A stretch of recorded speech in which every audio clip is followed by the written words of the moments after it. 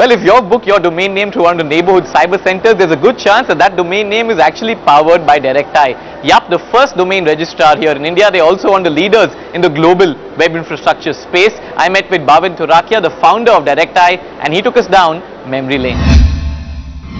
Well, we promised you a special today, and I'm very happy to have with us Bhavin Turakhia, founder of Directi, the Directi Group. It's a group which in some ways is powering bulk of the web infrastructure in this country. It's the 8th largest registrar and it's valued at over $300 million. Bhavin, it's an interesting story, and Directi does so many things today that often it's difficult to describe what exactly Directi does. So what is your 6-line pitch to what Directi actually does? So largely Directi is sort of divided into two broad businesses. One is what we call the web presence business or web infrastructure business, which largely comprises of sort of large number of products and services that customers would need to put up their web presence online. So we across different brands. So we actually run a brand called BigDoc.com. Sure. We run another one called ResellerClub.com. The third one called LogicBoxes.com. Nice. All these three brands in turn helping consumers come online. The other part of the business is the online advertising business, which basically comprises of enabling publishers and advertisers to maximize their revenue from online advertising. Directi has a very interesting story because it actually started with a loan of 25,000 rupees over a decade ago. So take us back through those days. At that point in time, there were about 35,000 internet connections in the country, and we figured that anybody who wants to go online and set up a web presence is going to need server space, and you could only buy server space in the US, and this is going to need hosting, is going to need domain names, etc. So we actually set up a business to do that, and as you rightly pointed out, borrowed sort of 25 grand from Dad to pay for the first quarter of the server, and we actually the first month itself we got 40 clients and generated enough revenue to sort of pay back that loan and pay for the next quarter for the server, and then continue sort of growing from there. Yeah, what were your first few steps? What were your big tipping points, big highlights in scaling up Directi's business? We actually became the first ICANN accredited domain registrar in 2001 in India, and that's sort of our first tipping point. Started a reseller focused model where we got resellers both in India as well as globally who bought domain names from us and sold them to their customer base. One big decision you all made clearly over there was that, hey, you know, it doesn't make sense to reach out to consumers for domain names directly. We need to set up a sort of a franchisee model and go through other people to actually sell domain names. Very unlike the West, where West was reaching out to consumers directly right up front. So what prompted you to take that decision? So actually, there are two fundamental reasons behind that decision. One is that we're a tech company. We've always been a tech-focused company. I myself am, you know, geek at heart, and a lot of people out here are tech-focused. So our goal was, let's focus on technology and leave sort of the selling and business to the other folks around the world. The second aspect was, in India, as I said before, there were very few internet connections, very few websites. We wanted to sell these products and services, you know, worldwide, hosting and domain names. Coming to the first big business of Directi, which is Reseller Club, right?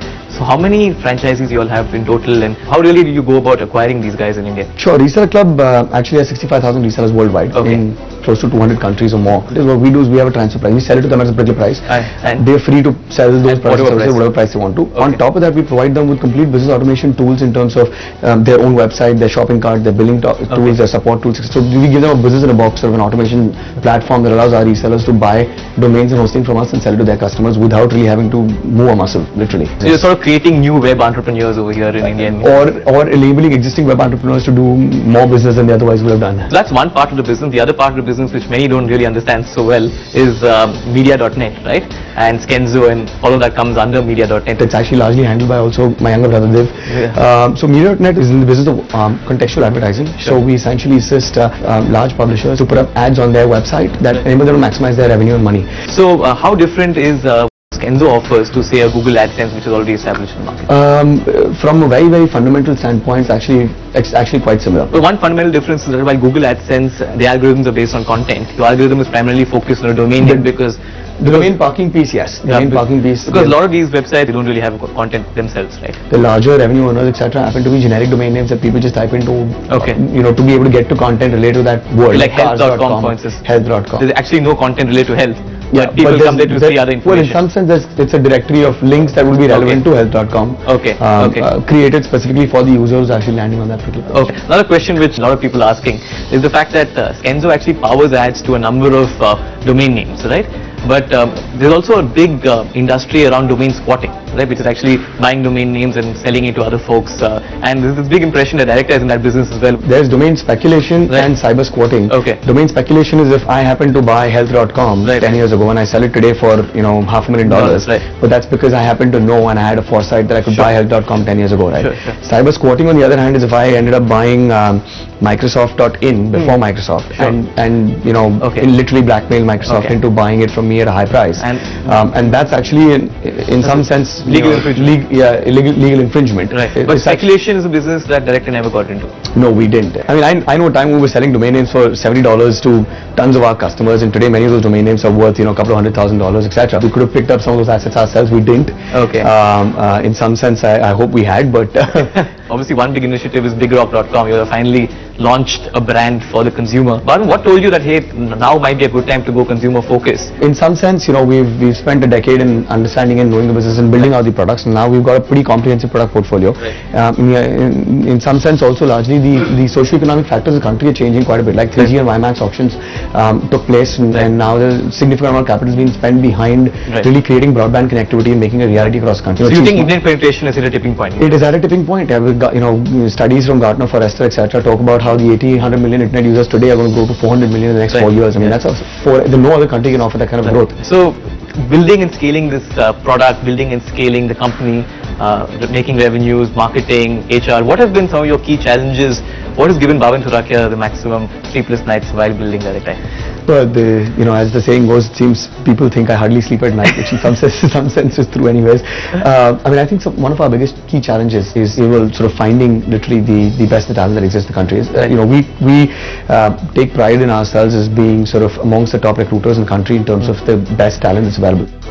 Clearly, so attracting talent is one of the key challenges Directi has encountered, and they managed to quell this challenge by building a very colorful and dynamic work environment. So come, follow me.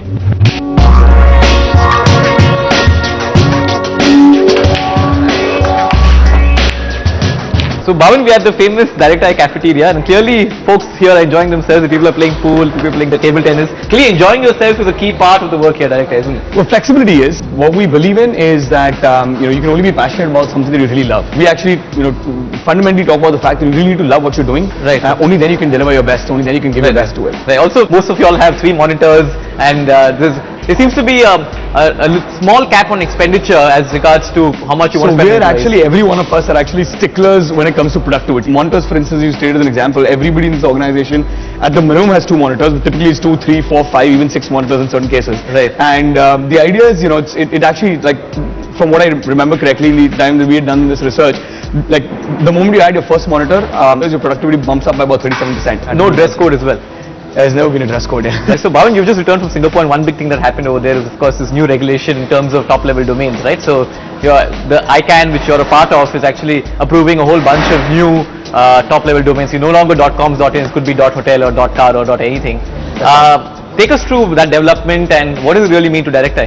So it's been 6 years in the making. It's actually one of the most iconic moments in the last 12 years in the domain name industry. We're actually going to apply for some top-level strings ourselves. Right. And then provide domain names, become a registry for reselling that. For reselling domain names in that top-level string. So until now we're selling domain names in .com. Now we'll be a .something ourselves. Right. And there are a couple of strings that we're sort of looking at. Going public or going IPO is the big sign of the coming of the technology company, right? And we saw that with the Make My Trip IPO in the Nasdaq, and you've spoken about it in the past as well. When is Directi going to go IPO? So we actually have tried to stay away from going public in some sense, largely as entrepreneurs, and a lot of entrepreneurs realize this. So when you start going towards the direction of going public, you start losing focus to what matters towards your business. You stop being an entrepreneur. You stop being an entrepreneur. You have to start bothering with all the compliances, financial stuff, and the investor relationships, etc. But no, clearly it is something that's in the cards. Right. It not only signifies, in some sense signifies coming, growth, and access to new funds, etc. But in some sense it also allows an opportunity for our employees and people to sort of partake in sort of the actual valuation and really incentivizing them make value for themselves, in terms of their options and things like that. We don't have any definitive timeline, but quite likely, some or all of our businesses are moving towards that direction in the next couple of years. Okay, you're a role model entrepreneur, Bhavin, and a number of entrepreneurs watching the show today. If there are 3 lessons you've learned by building this business, 3 lessons you'd like to give entrepreneurs who are watching, what would your 3 pieces of advice would that be? One of the first most important principles I talk about to all of my team leads and everybody within the organization, entrepreneurs outside, is don't compromise on recruitment. Always bring on board the best talent. We actually never compromise on that. Okay. Bring on board the best talent. Give them the freedom and the flexibility to sort of work their magic. The third thing would be sort of create an environment where people have, one of the things that we're really sticklers about is sort of measurements and numbers. What gets measured gets managed. Exactly. Yeah. You put it brilliantly. Yeah. So Bhavin, sitting now in 2011, 10 years from now, if you were to meet again, what's your vision over the next 10-year period for Directi? The goal is to form one of the largest largest internet brands in the world. Okay. And that's really what our goal and ambition is. Over and above that, we'd like to make contribution to various other social causes and spaces. One of the things that we're very passionate about is education. And one of the things I want to do, 5-7 years down the line, is sort of start working towards how Directi can make an impact and contribution to the world in terms of education also. One of the largest internet brands in the world. Bhavin, we'd like to wish you the very best of luck. Thank you very much for coming on. Thanks a lot.